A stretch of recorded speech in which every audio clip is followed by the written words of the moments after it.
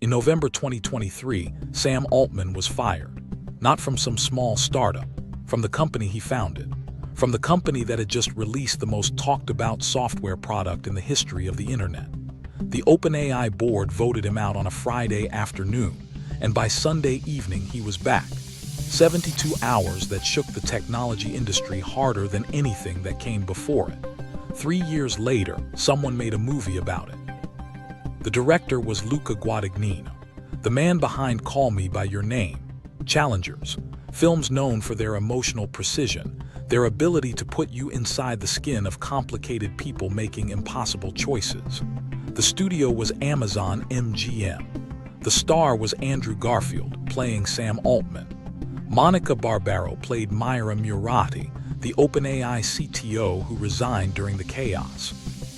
Yura Borisov played Ilya Sutskever, the co-founder who helped orchestrate the firing and then immediately regretted it. Ike Barinholtz played Elon Musk. The budget was $40 million. The script was written by Simon Rich, an alumnus of Saturday Night Live, and described by everyone who read it as sharp, uncomfortable, and funny in ways that were not entirely flattering to its subjects. The film already had a name, Artificial. It had completed principal photography. It had gone through 4 test screenings. Audiences responded warmly. Awards season 2027 was on the horizon. Then Amazon killed it. Not quietly, not with a long explanation, with a single sentence. We believe that Artificial will be better served if it were released by a different studio. That sentence was issued in June 2026. 4 months earlier, in February 2026, Amazon had committed $50 billion to OpenAI. That is not a coincidence that needs explaining. It is a coincidence that explains itself. Let's talk about what that $50 billion actually buys. The deal makes Amazon Web Services the exclusive third-party cloud provider for OpenAI's enterprise platform. Over 8 years, analysts estimate the arrangement will generate approximately $100 billion in OpenAI workloads running through Amazon infrastructure. It is one of the largest corporate partnerships in the history of technology, and it binds 2 of the most powerful companies in the world to each other in ways that will take years to fully understand. 3 months after the deal closed, Amazon MGM chief Mike Hopkins watched a cut of Artificial. He decided Amazon would not release it. The filmmakers were shocked. The film was nearly finished. Test audiences liked it. There was no creative dispute, no budget crisis, no rights conflict. The project was on track, and then, without warning, it was not. Amazon spent $40 million making a film it will never show anyone. To put that in perspective, $40 million is 0.08% of the $50 billion OpenAI deal. Amazon paid a rounding error to make a problem disappear. The agents and producers around the project were not confused about what happened. One top agent, speaking to The Wrap, described Amazon's decision as undoubtable in its connection to the OpenAI partnership. No one who watched this sequence of events from the inside needed more than a few seconds to draw the line between February and June. What makes Artificial different from a standard Hollywood controversy is who the film is actually about. Sam Altman is not a celebrity in the traditional sense. He does not make music or act in films. He runs a company that has become, in the span of 3 years, one of the most consequential institutions in the world. A company that governments are trying to regulate, that other companies are spending hundreds of billions of dollars to partner with, and that is reshaping every industry it touches. A film depicting him, unfavorably, during the most chaotic period of his career, is not entertainment in the conventional sense. It is a historical document about a pivotal moment, and the company that was going to distribute it just decided it would rather not. There is a template for this kind of film. It is called The Social Network. In 2010, David Fincher made a movie about Mark Zuckerberg and the founding of Facebook. It depicted Zuckerberg as cold, socially disconnected, and willing to betray the people closest to him in pursuit of what he wanted. Zuckerberg did not like the film. He said it was inaccurate, but no corporation with a business relationship with Facebook stepped in to suppress its release. The social network came out, won 3 Academy Awards, and became part of the cultural record of how Silicon Valley actually operates. Artificial was being described in the trades as the social network for the AI era. The difference is that in 2010, Facebook had not yet invested $50 billion into the studio releasing the film about it. Now the search for a new distributor has revealed something almost as interesting as the suppression itself.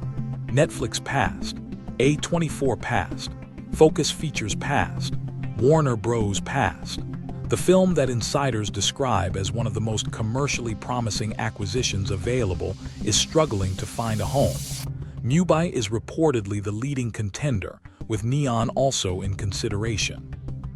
Neither is a mainstream distributor with the marketing scale to give Artificial the reach a film of its caliber would normally receive. That outcome is worth sitting with. A finished film directed by an acclaimed filmmaker, starring a recognizable lead, about the single most talked about corporate story of the last 5 years, is being turned down by the major studios. The studios that passed have not explained themselves. They do not need to. Everyone understands the landscape. Amazon, Netflix, and Apple are the 3 dominant forces in streaming. All 3 have made or are making significant financial commitments to AI companies. The overlap between who controls distribution and who has business relationships with the subjects of this film is not a footnote. It is the story. What Artificial captures, or what it reportedly captures, since almost no one outside the test screening rooms has seen it, is something the technology industry rarely allows to be captured on film while it is still happening.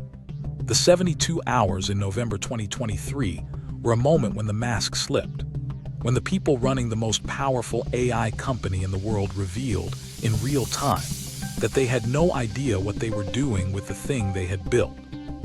The board fired Altman because they were afraid of what OpenAI was becoming. The employees threatened to quit en masse and join Microsoft if Altman was not reinstated. Within 3 days, the board collapsed. Altman came back. The people who fired him were gone. That story of institutional panic, of power reversing itself overnight, of a company running so fast it could not see where it was going, is exactly the kind of story that cinema is built to tell. And the company with $50 billion in the game just decided no one should see it.